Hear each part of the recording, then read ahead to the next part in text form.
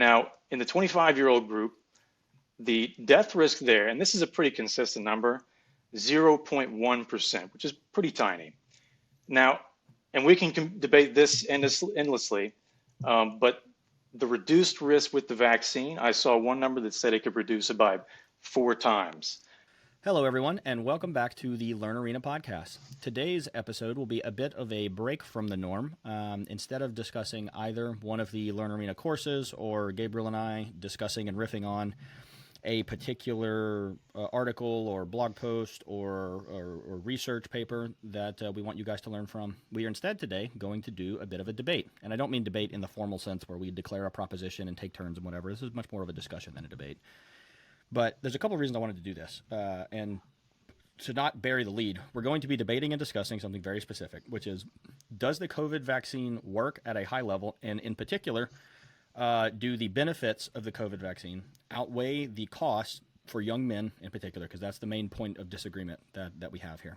We have with us here, of course, myself, Trey Goff, founder and CEO of Learn Arena. We have Gabriel Mitchell here, who is our director of content and in-house philosopher. And then we also have with us Alex Younger.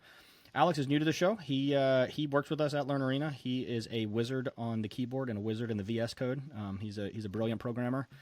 And he and I were having this discussion offline about this kind of COVID vaccine debate, and I was like, hey, wait, this would make a great podcast episode. So we kind of paused it and decided we would pick it back up here.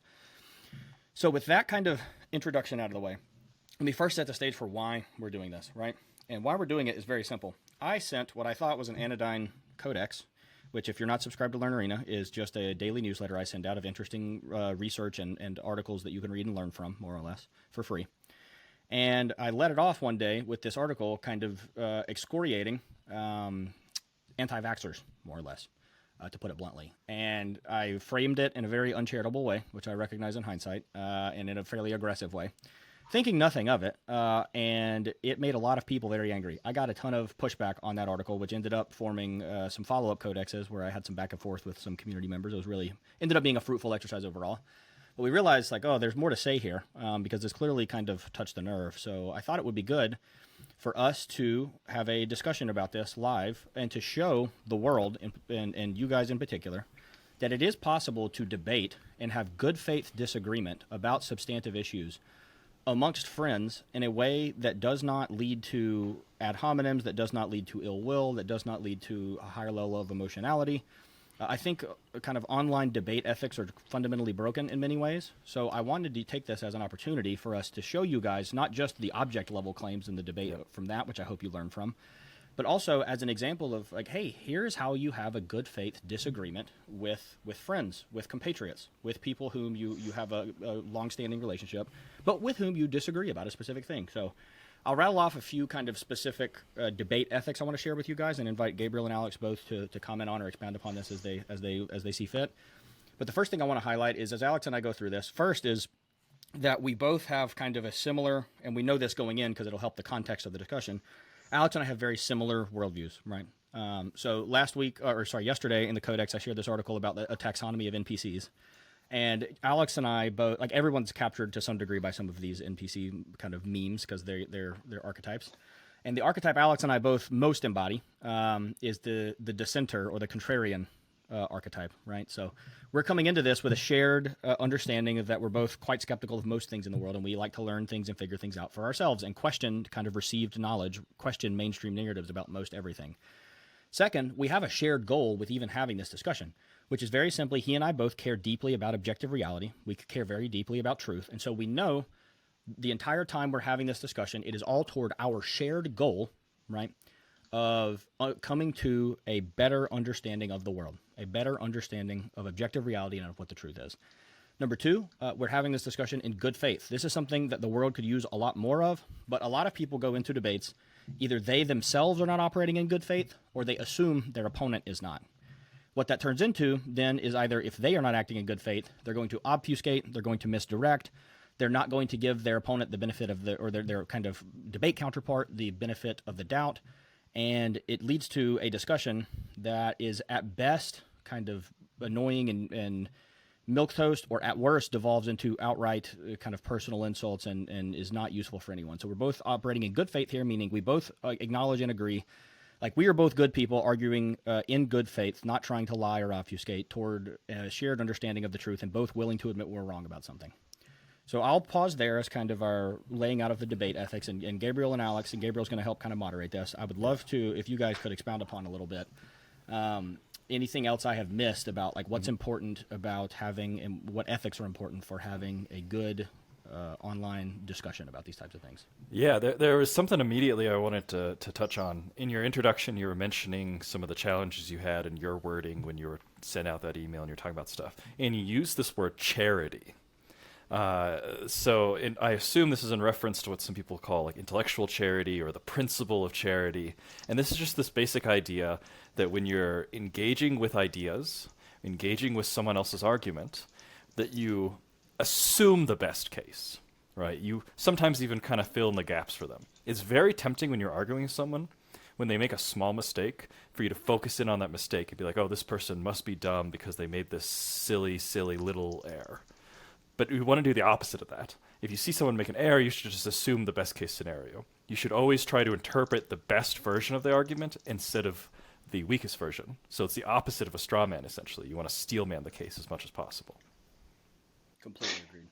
Yeah, I couldn't have said it better than what you guys have said here. One of the things I was thinking about was most people want to do good in some form or fashion. I think it was Dale Carnegie who pointed out that you can go interview serial killers, and even they will say that they were trying to do good. And so to assume that the people you're arguing against are these evil monsters who are actually trying to do bad is usually not the case. Like if you always try to return to the common good, you're generally going to have a better discussion because most people want to do what's best for not only themselves but for everybody. So that's really all I could add to that. Yeah, I could not agree with the both of you more. And with that shared understanding, that shared foundation out of the way, let's dive into the meat of the topic here. So what we're discussing is a topic that is fraught with emotion, fraught with a lot of political connotations. And so what Alex and I are going to try to do is discuss this in a manner that exhibits decoupling. So I mentioned this in my response codex, but let me lay it out here. We're going to discuss this focusing on the concrete evidence and claims that are at stake here, which again, to repeat, are does the COVID vaccine work and is it worth it from a cost-benefit perspective for young men to have taken it especially, okay? I make this point to say we are not debating things like, did the government handle their response to the COVID pandemic very well? Did the mainstream media fairly or unfairly portray people who were skeptical of the COVID vaccine? We're not debating the political or sociocultural context and ancillary debates around this issue that are in some ways inextricably intertwined from it. And we're not doing that because if we did, we would chase rabbits all day, right? This debate would meander across a wide variety of topics, which would be mostly useless because Alex and I agree on basically all of those kind of contextual claims, right? So like rapid fire some of those just so that we have a shared basis of understanding for the audience as well. Alex and I both agree that public health institutions could not have handled COVID more poorly. I don't know if you guys remember this because it's been memory hold, but I distinctly remember Vox and the New York Times writing articles making fun of Andreessen Horowitz, which is a venture capital fund out in San Francisco, for encouraging people to social distance and stop shaking hands and wear masks at the end of January 2020, when the outbreak was just beginning in Wuhan proper in China. I remember distinctly every mainstream outlet making fun of them for being paranoid and whatever. Then you fast forward not 3 months from the publication of those articles, and they're calling anyone that doesn't social distance and masks a literal Nazi, right? So we could spend all day discussing just how horrible mainstream coverage of this was. Two, Alex and I both agree that public health institutions handled the COVID pandemic terribly. I don't know if you guys remember this either, because a lot of this has been memory hold. But they started the pandemic encouraging people not to wear masks, and they told people specifically that masking didn't work. And they did this irrespective of the evidence in favor of or against masking. And again, I'm not debating that here. That actually haven't even made up my mind about. My point is just they highly encouraged people to not wear masks on the explicit premise that they were going to lie to the public from their point of view. They were going to lie to the public to, air quotes, preserve masks for health workers, right? And then, fast forward not a month from when the CDC was issuing proclamations about how you shouldn't go buy masks, then all of a sudden masks were mandated everywhere all the time. So again, we were lied to systematically and misled intentionally over and over and over again by public health institutions throughout the entire COVID pandemic and the related crisis. And again, we're not debating vaccine mandates here, the legal requirements to have them or requirements that companies set. Again, because Alex and I agree mandates are bad, like across the board, mandates are bad. The cost benefit never worked out on those, and they're a clear violation of state power and personal liberty. So I'm more laying out that groundwork to say Alex and I agree on all the contextual things, and so we're trying to decouple here. Alex, Gabriel, did I miss anything about the broader context that you would like to share, you think the audience should know before we dive into the meat? I could say that we probably agree on many things on vaccines in general. I just want to clarify that in my position is not against vaccines in general, but just specifically with some of the newer technologies in vaccines and just some of the risks for certain groups. So that's the only thing I would add. I do want to get clarification on is this debate focused on different versions of the vaccine? Is that an element of this, or is it just broadly the COVID vaccine?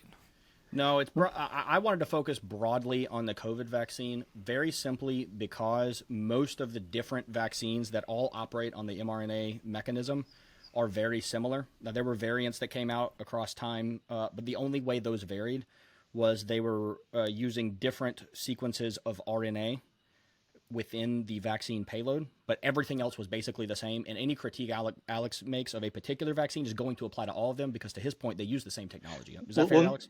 Not necessarily. Well, to some degree, yes. But the Pfizer vaccine, which was mRNA vaccine, was by and large the most adopted vaccine for this. So when we say the COVID vaccine, we're really talking about the Pfizer in many ways because the graph is like this for Pfizer, and the rest, including the older style inactivated vaccines, was a very small portion of this.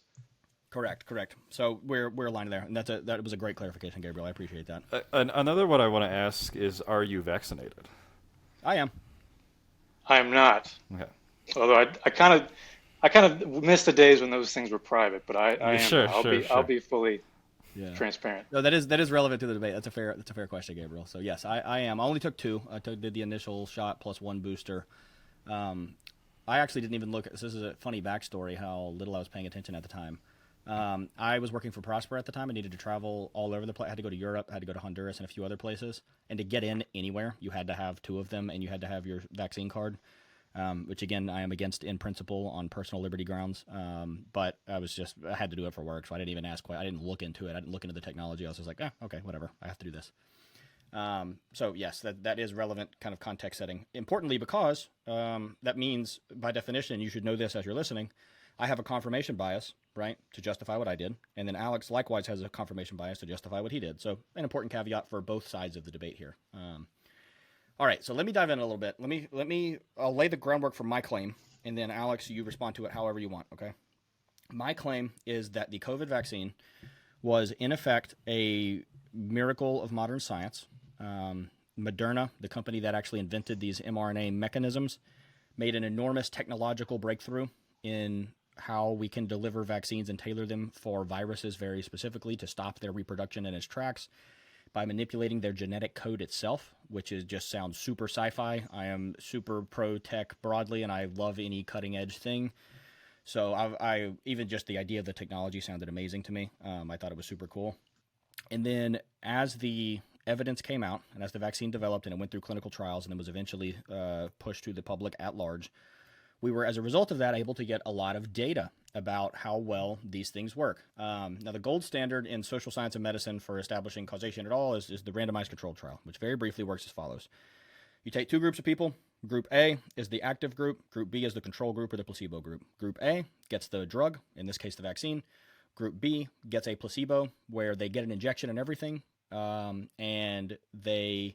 they don't receive anything. It's just saline. The injection has no actual medication in it. It has no treatment in it whatsoever, right? The researchers, these are also double blind. What that means is the researchers themselves don't even know who's in the patient, who's in the placebo, and who's in the active group, okay? Until after the fact, when all the data is collected, then they remove those restrictions and run their statistical analyses to see, all right, is this efficacious? Did it work? Did it not? Did it cause a lot of harms? All that good stuff. So very briefly, and this is the gold standard of medicine because it controls for almost any other kind of countervailing variable. Okay. So the first thing I'll start with is that they're in a meta-analysis of 28 RCTs, which ended up having across them 286,000 people in the vaccination group and 233,000 people in the placebo group. So massive, massive sample sizes. The combined efficacy of full vaccination, which at this time was just measured as 2 shots, was 44.5% for preventing asymptomatic infections, 76.5% for preventing symptomatic, and 96% for preventing hospitalization, 91% for preventing severe infection, and 86% for preventing death. Now, this effect kind of decreased over time, but it was extremely strong statistical findings here. P-values of less than 1/1000th of a value, which is like extremely strong. That means there's a 99.999% chance that this is a causal interaction and not random statistical noise, is all that means. And this was from studies from all over the world looking at people in a variety of kind of settings and situations. Okay. So that's the kind of top of the evidentiary stack that suggests to me the COVID vaccine works, especially because every one of these studies that I just mentioned, all these randomized controlled trials, had people of every single age group and every demographic, right? They're a representative sample of the populations that they're studying, basically. Second, kind of on the evidence stack here, is the more meta data, and these are all correlational. Okay, so this is because it's not an RCT. This is much weaker evidence. I want to make sure we flag that from an epistemic perspective, which is simply if you look at raw tables, right, of COVID-19 weekly death rate by vaccination status. This applies on every single age group, including between the 18 and 30-year-old males. You see that the unvaccinated group had far higher weekly death rates than vaccinated groups, both with and without the booster. And there really wasn't much effect of the booster there, which is I'll set aside and go ahead and immediately grant Alex out of the boosters probably didn't do much. So that's the kind of evidentiary stack I want to focus on. Okay, and then a third point, just anticipating one thing that Alex is going to say, and this is the core of the debate really, which is that there was a side effect noted for young men in particular, and this was between the ages of like 16 and 30 this was happening most of the time in. These young men would develop something called myocarditis, okay? Myocarditis is very simply inflammation of the heart tissue. Remember that heart tissue is just skeletal muscle tissue. It's very similar to skeletal muscle tissue. It's a smooth muscle instead of skeletal muscle, but it functions similarly. So you can think of if like your bicep gets inflamed from working out, right? It gets a little sore. Very similar thing can happen with your heart, and it will cause literal chest pain. You have to kind of lay off. You can't do athletics for a little while. And that is the primary kind of concern that a lot of people had. Now, there have been many studies published. The research community and medical doctors are well aware of this concern. And there have been a lot of studies on this. Just to reference one here, this study was prognosis of myocarditis developing after mRNA COVID-19 vaccination compared with the myocarditis that people were getting with COVID, okay? And I'll just read the results here. A total of 866 patients were included for analysis. Over the follow-up period, there was one death of 104 patients with post-vaccination myocarditis and 84 deaths of 762 patients with COVID viral infection-related myocarditis. So there's an important point here I want to make, which is that the myocarditis risk was several orders of magnitude higher if you got COVID than if you did not get COVID, and if you just got the vaccine instead. So my argument is, based on all of this evidence, to sum it up in a sentence, the vaccine on net was still a net positive for even young men to take because the risk of death or of serious complications from COVID was still higher than the risks of serious injury or complication from the vaccine. And I will share, just so that I have all my cards on the table as well, my brother actually got COVID before he got vaccinated and got myocarditis from COVID, and it took him a couple of months to recover from the COVID-related myocarditis. So I have seen this firsthand. He is an extremely fit. At the time, he was deadlifting over 500 pounds. He's a power lifter. He was at probably 10% body fat, like peak physical condition. He was in better shape than me at the time. So I say that just to say that was directly kind of vaccine related. So obviously I have a direct kind of personal anecdote from this as well. That should play into kind of how you evaluate my argumentation here. So with that kind of table setting, now I've laid out my position, which is really just the mainstream position here.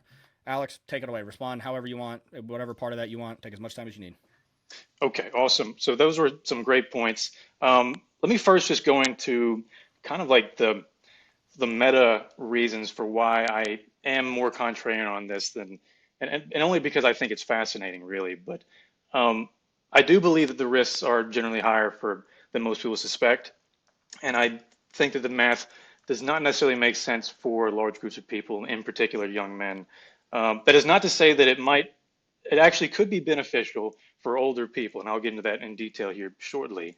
But I think that we all have reason to be highly skeptical of the medical and pharmaceutical industry as a whole, and that's not for any malicious reasons as much as it should be on principle.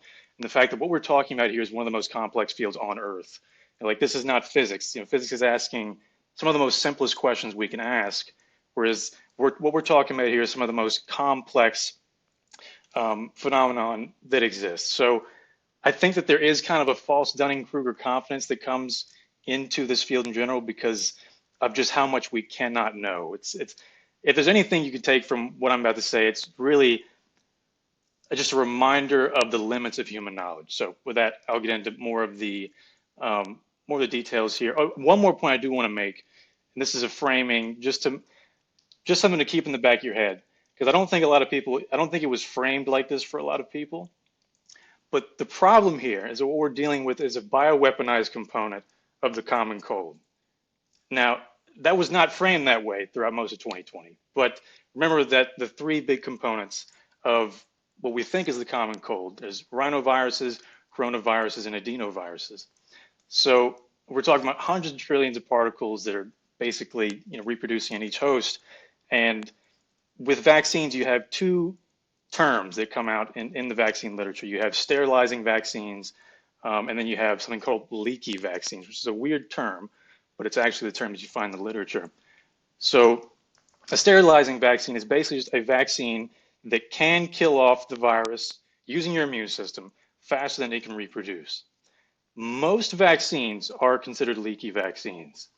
So like the closest example to something we have with COVID is like the flu vaccines, which most people are definitely not as religious about because it's been shown time and time after again that your natural immunity tends to be better at fighting off the viruses than the flu vaccine can give you, right? So here's a funny anecdote on that for you, Alex. I have in my entire 28 years of life taken the flu vaccine once when I was 17 years old, and not 2 weeks after I took the vaccine, I got the worst flu of my life. I literally almost had to be hospitalized. I was bedridden for like 72 hours. So since that, I've like sworn them off since then. Yes, and so that's sort of what I want to highlight here. And again, going back to the limits of human knowledge, like I'm a programmer. If anybody is a coder, you have an intimate relationship with this. Whenever you try to solve one problem in a very complex application or system, you can very easily break something somewhere way away that seems to be unrelated, but there is just a sort of complex chain of events that could cause a problem that you never actually predicted, right? Something that's totally off the wall. So for an example, one of the swine flu vaccines was called Pandemrix, and this was giving kids narcolepsy. It actually got pulled because it was giving kids narcolepsy. And you have to think like, why could this ever give kids narcolepsy? But really, that's the complexity of what we're dealing with here is just something that we cannot even fathom. So that's just something to keep in mind. There's no real solutions here, just trade-offs. So there's a couple points in the article that you mentioned, that you share with us, that didn't sit well with me. And it basically comes down to the idea that he claims that getting any vaccine was clearly a good idea for almost any adult, even if they weren't at a high risk from dying from COVID. Goes on to say that young people, the risk was, it was clearly worth the risk to get two of these vaccines. And then he says it's fine to question the costs and benefits related to the very narrow issues of mRNA vaccines. But in the end, though, very little hinges on such questions because the dangers of both COVID and mRNA vaccines are really, really low for this group. And I think that kind of misses the point because I'm going to take almost a complete opposite view of this and say why this is the problem. So I would say the greater that your risk is from dying of COVID, the more the cost-benefit analysis moves in the direction of getting the vaccine, because the risk to the cost benefits, like the benefits start to definitely outweigh the risks. Whereas on the other side of the spectrum, the risks are all very, very small, but they start to get closer and closer together. And I'll show that in just a second. One of the other things, and we've talked about the some of the CDC problems with the data and things like that, and I'm not going to rely heavily on the data at all. I'm more so going to make a vague logical argument, and I'll use the data as a guide. But I think that we can all agree that there was definitely some issues with the data. I just wanted to share a quote because I thought this was just crazy reading this. The vaccination data did not come out until a year after the vaccine came out. Now, we were tracking everything else religiously. I don't know of anything else that was tracked as closely as COVID was. But for whatever reason, the CDC was not going to release vaccinated versus unvaccinated deaths until a year afterwards.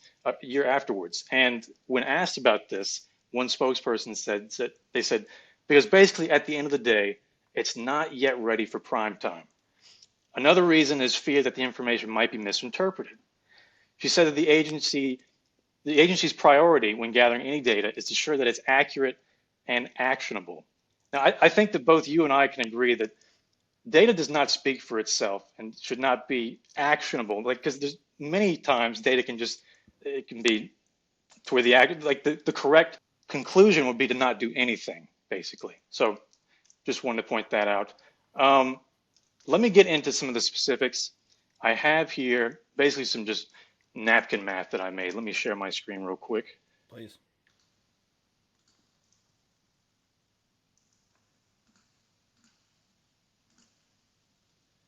All right, can you guys see this? Yes. So this was something I shared with Trey and actually the rest of the team offline.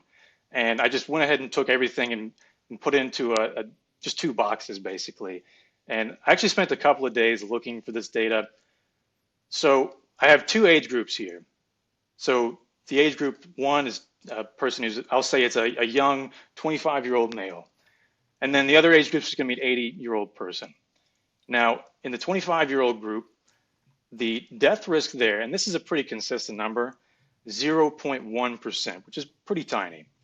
Now, and we can debate this endlessly, but the reduced risk with the vaccine, I saw one number that said it could reduce it by 4 times. And I promise, I'm sure you could find another article that totally contradicts that. That's the epidemiology reproducibility crisis. But let's just go with this number. Excel is actually rounding this up, but it's 0.025, very small numbers. So then I started looking into myocarditis risks from the vaccine in this age group. I came to this number, 0.07%, which is actually almost as high as the COVID death risk. And then the death risk from myocarditis, I saw some studies that said that 5 years down the road, half of people with myocarditis could die. Again, take that however you want to. Maybe that's true, maybe it's not. I will say that I've never heard, like, it doesn't really make sense to me to say a mild heart condition. I feel like a heart condition usually should be treated as a very serious problem. Maybe that's just a personal opinion, but something to consider. The two big risks in this group, and this is the only two I'm going to cover, are myocarditis and Guillain-Barré. And Guillain-Barré is really interesting because it's a side effect of many different vaccines, not just the COVID vaccine. This is one of those things we don't really understand. One of those really weird problems, almost like the narcolepsy that was coming out of the pandemic vaccine. But it does seem to happen with many of these vaccines. And it's a paralysis condition. I actually know 2 people who had this, one of which is still recovering from this. And it can be pretty life debilitating. But it doesn't kill as many people as myocarditis. So the death risk is 0.01%.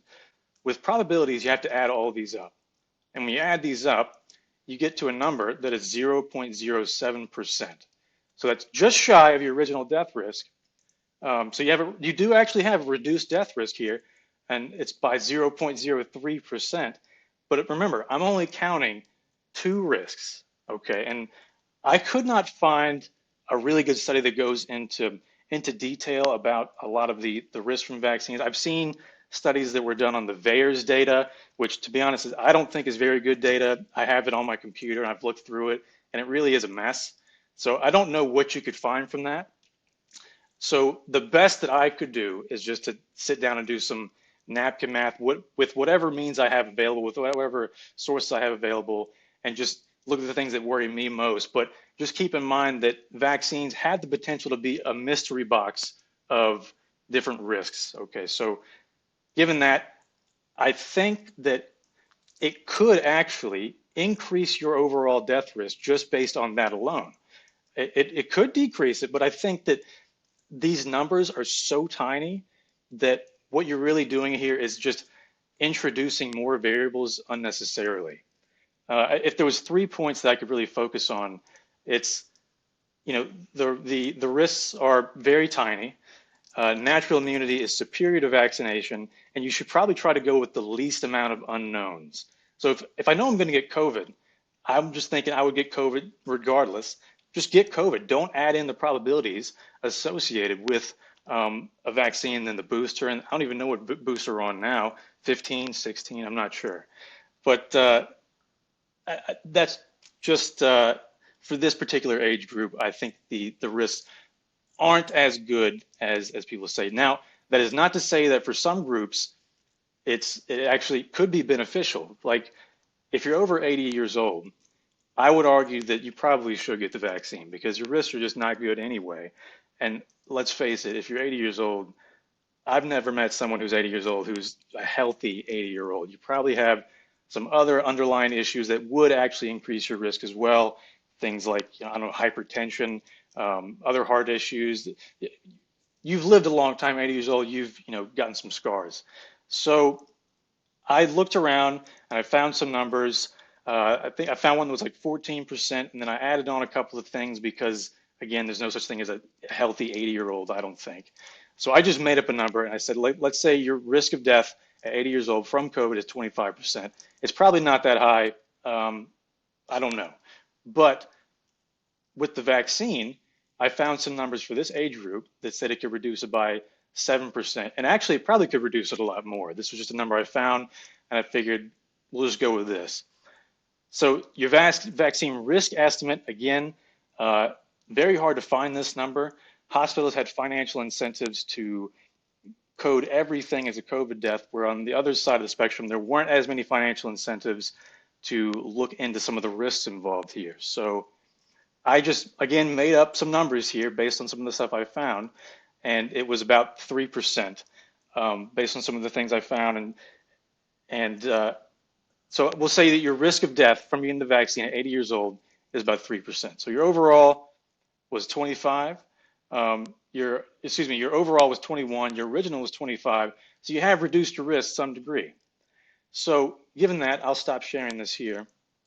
And just to reiterate.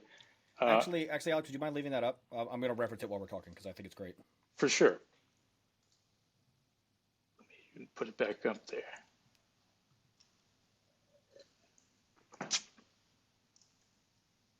Where'd it go? There it is.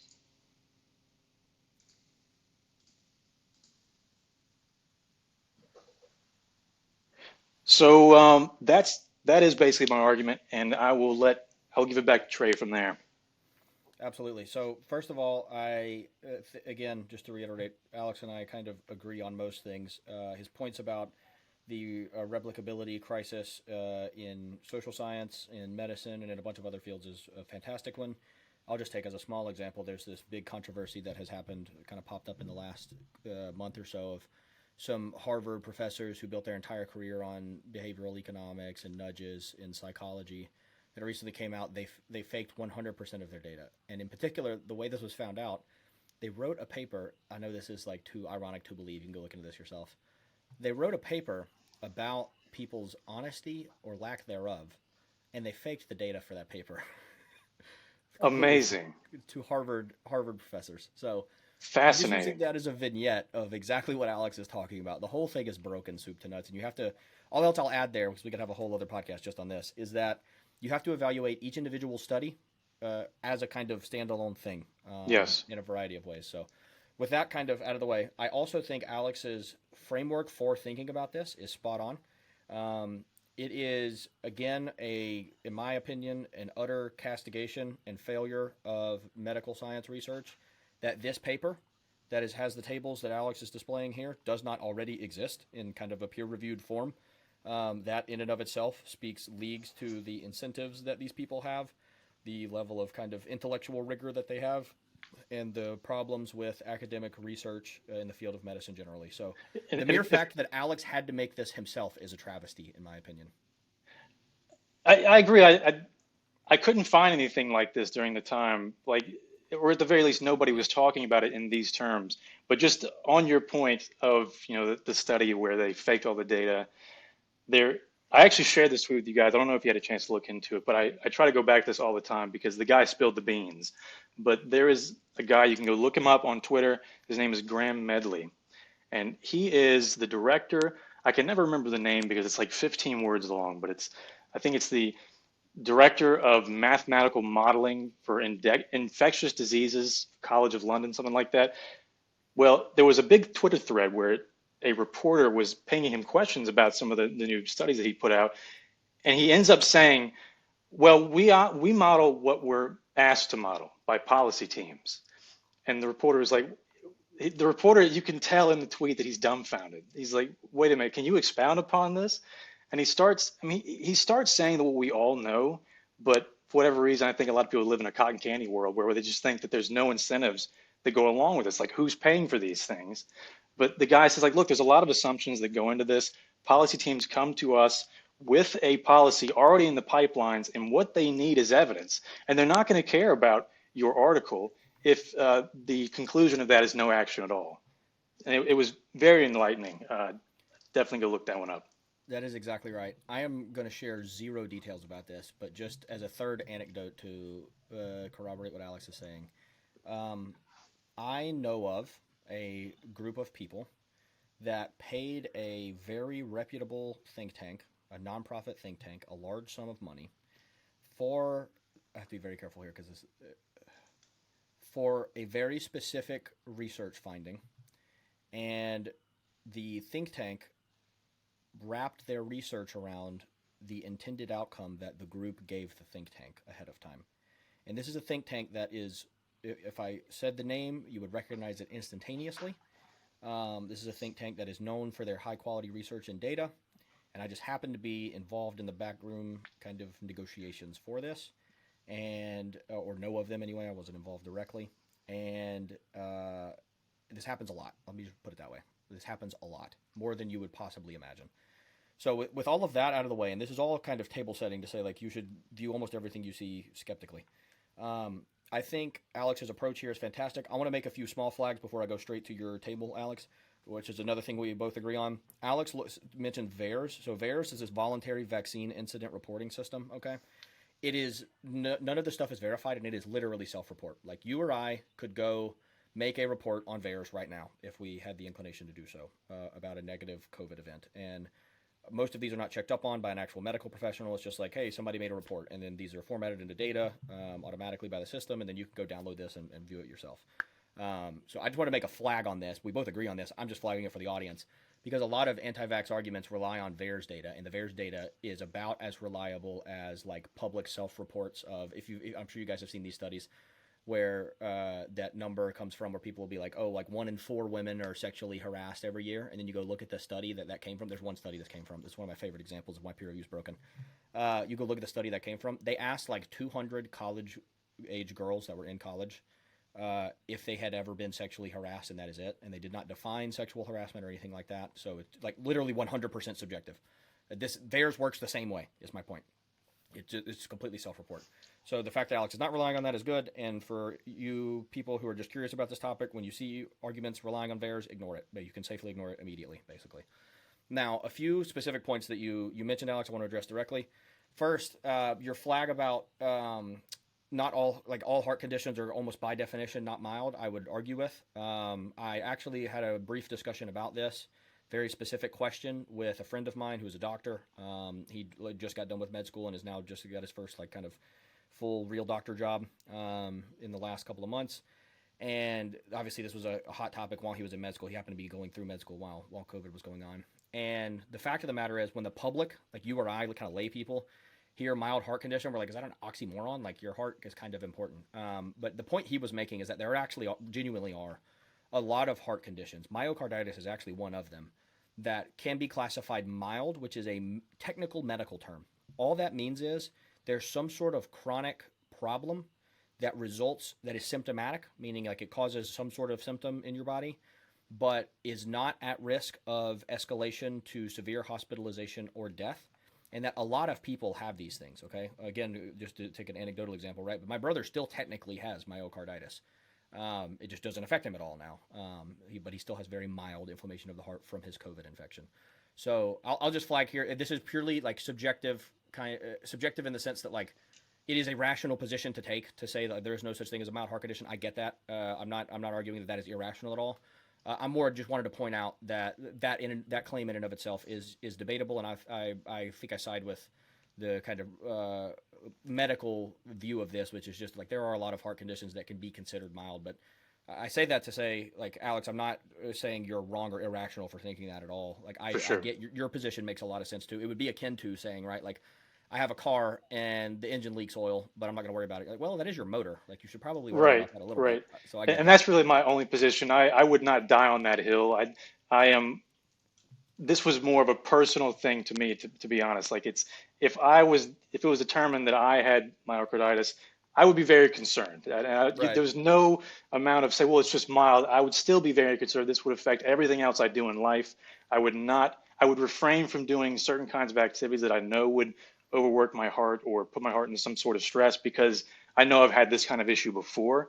And because there are some long-term effects with these things, which is another thing, if I could briefly point out, but Please. like over like what I mentioned earlier, over 5 years, half of people with myocarditis. This was again just a study I found. Over half of people with myocarditis end up dying over 5 years. But a lot of the studies you see on the COVID vaccine are very particularly looking at a 14-day window after vaccination, sometimes even 7 days, which is interesting because a lot of times you start to see myocarditis and Guillain-Barré about 14 to 21 days after the fact. So there is kind of a selection bias in there. Um, so I think we have a huge quantity of data on the COVID vaccine, but I'm not fully convinced that it is as the same quality as some of the other vaccines that we have, like for say flu vaccines, which have been around for, honestly, I don't know, but I would imagine about 20 years or so we've probably had flu vaccines. But I, that's the only thing I would say. I think that there could be a selection bias there. And I'll hand it back over to Absolutely, you. absolutely. So to that point, actually, so my only quibble here, I think, and again, let me be super clear here. I think Alex's mental model for how he's thinking about this is exactly right. This is exactly the kind of calculation we all have to individually do. We're making a decision about like, do I or do I not take a vaccine or something like that. So we agree methodologically here, and I think this is the correct way to approach it. My kind of the remainder of the argument really is now about more minute details. And so I'll just lay out a few of those. And I don't know, let me also preface by saying, like, I don't expect us to come to an agreement by the end of this per se, but more, I think it'll be important for us both to share the kind of evidence and perspectives on this. But this, I think, is where most people should land. So, as in, like, using this kind of framework for analysis, not the like specific answer one way or the other. So first on the myocarditis issue, that's where I'm going to stay for just a minute. Only because the rest of the stuff, I think you're just spot on, right? The Guillain-Barré in particular is fascinating. Your death risks are exactly in line with what I've seen in the literature, both from vaccination and without. And it's a weird thing that happens with a lot of vaccines, to your point. It's rare, but it's pretty consistent with vaccines. Our immune system has this weird response that creates this weird disease. So totally spot on there. That's why I'm focusing on myocarditis in particular. So with myocarditis, and again, this is just one study out of many, but just to use it as a reference point, right? This study in particular looked at patients who were diagnosed with myocarditis while hospitalized. So it kind of deals neatly with that selection problem. This study is only looking at people that had been diagnosed with myocarditis. Then they looked at, all right, are they vaccinated or are they not? And did they have myocarditis secondary to COVID-19 or not? And of these people, that was the study that I referenced earlier, where they only had one death, and they followed up for 6 months afterward, by the way, and they're only looking at death. So again, this is a very narrow study. But I think this is what we care about, the risk of death. So over the follow-up period, they had one death of 104 patients, okay, with post-vaccination myocarditis, and 84 deaths of 762 patients. So to put those in percentage terms so that it's equalized, that means there was a 1% out of their study pool. 1% of the vaccinated patients died from myocarditis. 11% of the unvaccinated patients that got a viral infection died from myocarditis as a result of the viral infection, right? So quite literally a 10x increase in risk from death as a result of myocarditis from the virus rather than from the vaccine itself. Now, again, I don't want to over-index on this one study at all. I'm more just sharing that there's a wide range of estimates here, right? So I think when we're reasoning about these things, right, we have to use Bayesian reasoning, which is just means like we have a prior, in this case, which is prior probability of death from the vaccine, and then we're introduced to new evidence like this, and we update our personal probability of that event up or down, right?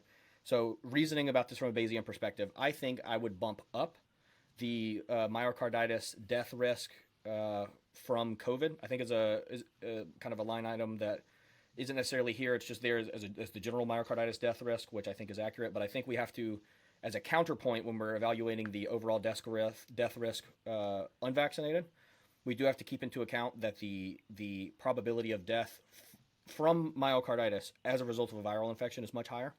And I think if you add that in, and then if you also look at actual kind of how myocarditis plays out over time in most young males specifically, it ends up just being a mild condition in most young males, irrespective of how they got it, right, vaccination or not. So I think when you combine those two things, it would shift the numbers enough to make it less of a marginal decision, right? So here, Alex's math has a reduced risk of 0.03. I think we might end up even like at a whole number or two there, right, for people in our age group. Now, listen, I will readily say, even a 1 to 2% reduced risk of death. I'm making like this would be super optimistic here, right, and say it reduces your risk of death by 2% if you're a 25-year-old male. That's not a huge reduction, okay? And there's another caveat here, which Alex charitably has not brought up because I can't defend it at all, but I'll bring it up because it's a relevant point, which is this mRNA vaccine technology is indeed new. This is literally the first time it has been administered at scale in humans. And Alex is correct to flag a general unknown that we have no idea what the long-term, meaning 5, 10, 15, 20 years down the road, effects of this are. We genuinely do not have any idea. And it might have a 5-year effect, a 10-year effect, a 20-year effect. We don't know yet. So that's another risk that would be, again, would kind of temper our math here of how much it reduces the risk, because we don't know what that looks like. Like literally, we have no idea. Not enough time has passed yet to even be able to answer that question. But I still think on net, when we end up with these two things, you end up at a decision that I think the probability, the benefit, in other words, ends up still favoring getting the vaccine, even as a young man, with, again, the caveat, and again, this is why good faith is important, that I think this is close enough, right? Like this is not that clear cut, that reasonable people can totally disagree about this. So I think even if you as an individual decide like, well, I mean, even a 2% risk of death is not enough reduction. Like it's still, that's perfectly, and again, I'm being super charitable there by putting the number at 2%. I'm just picking a random number. That still is reasonable to say like, well, that's high enough. I might not want to get it. But I think the math at that point works out to say, all right, like a 2% risk of death when I have as many like expected future life years as I have, that's worth it for me. I think that's very rational. I think one of the things you pointed out with the myocarditis, I would agree with. Like, I think that it does make sense that you would have generally higher risk from COVID itself. But I think that the other issue, the other side of this, is that you're still going to get COVID at some point. Now, you're hoping that the vaccine has reduced your risk to some degree, and there's a good case to say that it probably has to some degree. Your body now has some sufficient immune response to this. Now, as you know, the risks of this, whereas you have this vaccine using your genetic machinery to produce the components of this virus, and then that's what your body is using to build an immune defense to, could cause other issues that again we don't know about. But you're still going to get COVID at some point, because this is something that fills the shape of every container. It is, you know, hundreds of trillions of submicroscopic particles that, and we haven't talked about mass, and it's not necessarily relevant here, but I will say that I personally think that it's probably not doing much because this is something that is, again, sub microscopic. And so it's like we're still going to get COVID, and we're expected by many people to take these boosters year after year after year, which who knows what kind of compounding effect that might have. So um, if you're going to get the vaccine, I would suggest try it out maybe. Like, you get one vaccine, but do not blindly keep getting these boosters, which are now adding to your unknowns, right? These are adding to the the amount of things that you really just cannot predict and they could compound. Yep. That's basically what I would say there. Agreed. Okay, I have a different for the last 10 minutes here, so I'm going to take a slightly different direction. Alex, you mind stop sharing your screen here? That one, we're done with the table now. I think it's we covered that quite well, and it's the meat of the debate, really. Yeah, I completely agree with that. As I mentioned, we don't know what the long term effects of this are, much less how it might compound over time. So I think that about covers the very specific and narrow debate topic that Alex and I had laid out here. I think you can now have a good understanding of both of our positions here, and I hope this helps you individually think about this more rationally and make the decisions for yourself and your family and your loved ones in a much more kind of clear-headed way. Now, I want to zoom out just a little bit, Alex, if you don't mind, and riff with me here a little bit on this one. So let's stop decoupling for a second, and let's talk about the broader kind of social, cultural, political context around this. I think there was a really big missed opportunity here as a result of how politicized this got. So the reason this vaccine was like pushed through so fast and was released as quickly as it was and was funded by the government as quickly and rapidly as it was because President Trump actually, one of the few good things he did during his entire tenure was Operation Warp Speed, which was just a huge victory against the FDA, basically. The Operation Warp Speed ended up telling the FDA like to actually work as quickly as they should. As background here for everyone, I know Alex and Gabriel are both familiar with this, but this is important.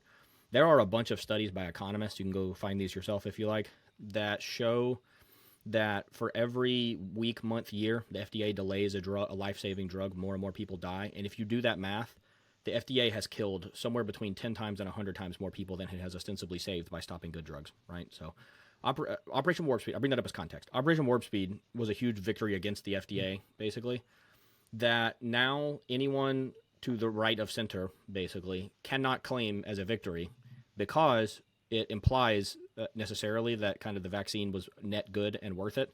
And that is such a politically polarizing claim now. I mean, we saw that alone just from the Codex responses from me mentioning it. Like, if you say you got vaccinated or you're pro-vaccine in any sense, you get called a Pfizer shill and a liberal and a regime. You're siding with the regime and blah blah blah whatever. I got a bunch of these emails after that Codex. So part of the reason I felt and the reason I worded that initial Codex, and again I should not have done this, but I worded it a little more kind of aggressively than I should have, was not pointed at any individual person, but more just expressing my general frustration, Alex, that the way the political lines ended up falling because people kind of drew in ranks on the kind of right side of the spectrum to say like vaccine bad, ended up I think causing more harm than it otherwise would have, purely because not just because a lot of as a result elderly Republicans didn't get vaccinated and ended up dying from COVID. I'm setting that aside for a second.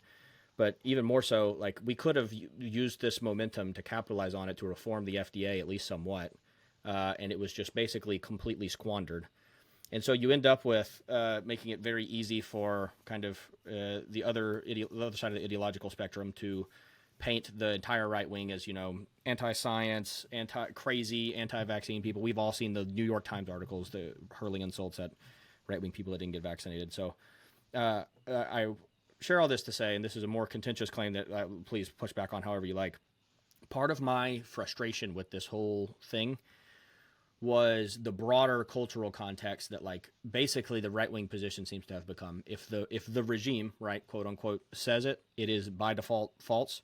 And I think that's just very bad epistemology. It's called an oppositional culture that I'm not a fan of. And I think it has resulted in making it very hard to kind of be an epistemically rigorous person while still kind of being right of center, as I think it's transparent enough that I am at least, and I know Alex is as well, makes it really hard because people just assume, oh, you're going to be anti regime, right, and anti anything mainstream as a result of kind of your quote unquote tribe, right? The people that are other people that are right of center being that way as well. So I think this oppositional culture isn't healthy. I think this skepticism is warranted, but knee-jerk reactionary skepticism is not, right? Just assuming everything is false until proven otherwise. I think we have to look at everything on a case-by-case basis. And I think as the cliche goes, right, like a broken clock is right twice a day. Like just because and this is why this is hard. This is a heavy intellectual load. I'm not saying it's not. But like, yes, the regime lied about masks. They initially lied about the vaccine. I don't know if you guys remember, they said the vaccine was terrible because Trump was pushing it. And then as soon as it was clear that Trump wasn't going to win the election, all of a sudden it was amazing. So like Fauci, yeah. Yeah. So I'm not saying any of that is wrong, right? But that does not still mean that they could not have also been correct to say that the vaccine was a net positive on the whole. So kind of broad comments about the cultural context around this. Alex, feel free to push back on that or respond to it however you like. I'll give some give take here. To your point, one of the phenomenons, I don't know if you've run across this, but there was this idea of something called terrain theory. Have you guys ever heard of this? I don't think so. So, to your point, when it comes to the oppositional culture, I have noticed that there is a group of people who now believes that viruses do not exist. Now, I love a good underdog claim. So I started digging into this and pretty quickly found that there was nothing you could conclude here other than that these people must be insane. Like, we have pictures of some of the things that they say do not exist. Now, again, to your point, I think that it definitely has polarized people to a degree that I don't know how you get back to sort of having a rational conversation with someone who thinks that the virus just doesn't exist. Like, we're on totally two different worldviews now.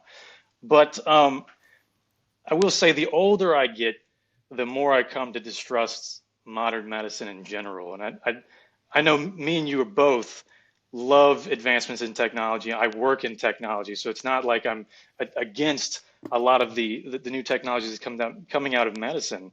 But I am against what I mentioned earlier is sort of a false Dunning-Kruger confidence to where we still really have no idea how the vast majority of drugs that we take really work inside the human body. And I would encourage anybody to go find, just in their medicine cabinet, go pick up any bottle, look at the back and see the active ingredient, go Google that and research that, and just see how quickly you get to a wall where you see where we have no idea what this is really doing under the hood. And I think that a lot of modern medicine is just sort of poking a human body with a stick and seeing what it does. So I do agree that I think the FDA has some serious constraints that are on all drug manufacturing. They're really unnecessary, and it should not take 10 years to put out a new drug on anything. I think that's by and large just a waste. But on the other side of me wants to say, like, well, yeah, but there's also going to be, this is going to kill some people. There's no drug out there that is not going to kill some population of people. And, the wider you disperse that, the more people you're going to have, just through the basis of genetic variation, you're going to have someone who has a really bad reaction to this. And so every drug needs to be taken and considered on a case-by-case basis. There is no safe drug for everyone. Completely agreed. And on that kind of medicine point, so I think I fall somewhere between where you're at but short of the mainstream position, which is like scientists are the new wizards, and doctors are the new wizards and oracles, right? And they just have magical power to fix you and just trust them blindly. Like, I'm not at all with that mainstream position, but I think I'm a little more kind of middle ground here, and I'll use an example to illustrate what I mean, how I'm kind of between the mainstream position and your position, Alex. So let's look at anesthesia for a minute, right? So anesthesia refers to the idea that when you have a surgery, you are rendered completely unconscious. They usually give you a trach tube that breathes for you while you're under. So it effectively is a temporary killing of you in any meaningful respect during surgery. And then we are able to very easily, consistently wake you back up after that. And I've had 6 knee surgeries at this point, so I feel like I've had more reps here than most people. And it is a bizarre sensation. You go from like I'm sitting on the operating table talking to the anesthesiologist. He tells me he's about to put me under, and then I just wake back up in the recovery room as if nothing happened. It's an utterly bizarre experience. And real quick, Trey, did you experience, just because I'm fascinated by this, did you experience that was some of the best sleep you ever had in your life? Oh, by far, it was Oh, amazing. it's amazing. So this is screwed up, but I will admit it. By my like fifth surgery or so, I was really looking forward to going under the anesthesia. It's just it's a cool feeling, and also because they've started. This is an anecdote, which is funny. So because I'm a healthy young man and I could still like use my body, basically, what they would do is give me part of it, wheel me back to the OR, so I am like loopy, trippy, like really out of it, really high, and then they would make me move myself over to the operating table because I'm Oh, like a wow. healthy young man instead of because for older people or a lot of other people, right? They move you over. Well, for me, For they rolled me sure. back to and they were like, "Can you move over?" And I was like, "Yeah, sure." So I moved myself over. That So sounds I like get an a adventure. yeah, it is, it is. So I got a fairly unique kind of perspective on this. But yeah, then he puts the mask on you. They typically ask you to count down from 10, and you just by 7 you're gone. So I'll wrap with kind of adding this as a meta point about medicine generally, right? And with my anesthesia point, we can do this consistently to almost any human at any time with as long as it's done properly by the protocol we know that works, with very, very little risk, right? We have literally no idea why anesthesia drugs work. Go look into this. It is a mind blow. We don't even have a framework to think about how they work. We have no idea how they work at all. We have no idea how anesthesia drugs work. But we can see the effect they have on people. We have a replicable system where these are used hundreds of thousands of times every single day in hospitals across the world. So I think while Alex is correct to say we do not understand a lot of the like very granular nuts and bolts, right, of how a lot of these things work, we do understand them well enough to be able to create drugs that have specific effects. And then even if we don't understand, even if the specific mechanism of action is a black box, we have the capability to measure what effect that has on the human body from a symptom perspective and from a kind of subjective experience perspective. And that gives us enough information that we're able to cure a lot of diseases that would have been considered a death sentence in previous times, to have surgeries and treat conditions that would have been a death sentence prior to the advancement of medical technology. So I completely agree with Alex that the mainstream blind trust in doctors is insane, and that I think some trust is warranted insofar as like medical science has solved a lot of problems. And again, I have a very I am not at all a bystander here, right? So my mother has a terminal genetic illness called cystic fibrosis. It's quite rare, and she's one of the oldest CF patients in the world right now. And the reason she is because the doctor that treated her at UAB invented a drug, or was part of the team, from my understanding, that invented a drug called Trikafta. That is an absolute miracle of modern medicine. So cystic fibrosis causes a very specific protein deficiency that makes it such that your potassium balance across the cell membrane is off, your sodium-potassium balance, and as a result, your mucosal linings get too thick because water is not able to cross the cell membrane very effectively. This causes your lungs to gum up quickly, your stomach to gum up quickly, and a lot of CF patients die very quickly from this. Well, this drug literally just turns that one protein back on. It treats the genetic, the deficiency that's the CF mutation causes. It treats that very specific thing. Like this drug is specific enough, has almost no side effects, and just turns that one protein back on. Absolute miracle of modern medicine, and is literally the only reason my mom is alive today. My mom was on the lung transplant list, was down to a 20% lung function, and was basically stuck in the hospital full-time, unable to work, on disability, until this drug was released. And now she's back at 60% lung function. She's working again. She's going to the gym again. I mean, 60% is a lot less than you or I, but like for her, that's a miracle. That's enough to live a normal life. That's So amazing. I obviously have an emotional dog in this hunt. So that's why I wanted to share that. But my point is, like, yes, doctors don't know everything, but I do think medicine has advanced enough for us to be fairly confident in a wide variety of things, fully granting that there's still so much to figure out and so much to learn, specifically about the real nuts and bolts mechanisms of how a lot of this stuff works, because the human body is so absurdly complicated. Mind blowing, yeah. And I agree. I think that I would say on empirical terms, we know what we're doing, but under the hood, it's I think a lot of the principles you see in economics can actually be applied to biology. I think in many ways it might even be the same study, right? It's just that how life organizes to solve problems with restricted resources, with finite resources. There's one guy in particular I love listening to because he gets into more of the philosophy behind this. His name is Michael Levin, and he's the guy who's behind the Xenobots. Have you heard of that? No.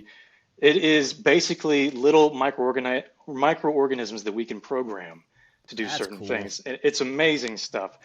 But he also gets into more of a lot of the things that people don't necessarily know about how, like muscle tissue can behave in very similar ways as brain tissue can. And so we kind of think that consciousness is all in the head, and we kind of feel like there's a person or a thing behind the eyes. But it also could be the case that some of the same conscious processes are happening all throughout the body, and it's this sort of economy of scale that makes that the case. Um, Fascinating stuff, anyway. But Absolutely, yeah, super absolutely. complexity. So awesome. Well, I hope you in the audience got some benefit from this. I hope you got to see kind of what it looks like to have a friendly kind of good faith debate about a particular topic, whatever it may be. Hope you also learned something specific about the kind of the COVID vaccine, how to think about this, how to think about really difficult issues like this, both decoupled from the broader context, but then also coupled with the broader context. So I hope you all enjoyed this as much as I most certainly did. And thank you all so much for joining. If you enjoyed it, please like, leave a comment, subscribe to our YouTube channel, and of course, most importantly, go to learnarena.com and purchase a subscription there. It helps us out more than you can imagine, and we hope you can come learn something on the platform.